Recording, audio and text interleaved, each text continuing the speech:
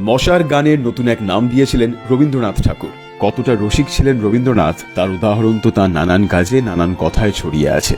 তিনি নিজেই তো লিখেছেন, এত বুড়ো কোনো কালে হব না কো আমি, হাসি তামাশারে জবে কব ছ্যাবলামি। এবং লিখেছেন কবে? 1939 সালে, জীবনের শেষ বেলায়, মৃত্যুর বছর দেড়েক আগে। যে প্রহাসিনীর ভূমিকায় লিখেছেন হাসি তামাশার কথাগুলো, সেখানেই মশার গানের নতুন এক নাম দিয়েছেন। 1940 সালে 30 অক্টোবর জোড়াসাঁকোয় থাকার সময় রবীন্দ্রনাথ লিখলেন মশক মঙ্গল গীতিকা। এই কবিতার তৃতীয় লাইন এই রকম, আমি স্বপ্নে দেখিলাম হয়ে গেছি মশা। আর এইখানেই একদম শেষের দিকে তিনি লিখলেন মধুর মাসবি বেনু নীরব সহসা। রবীন্দ্রনাথ তৈরি করলেন নতুন এক শব্দ। মনুর সন্তান যেমন মানব, তেমনি মশার সন্তান মাসব। আর সেই মাসবের গানই হল মাসবি।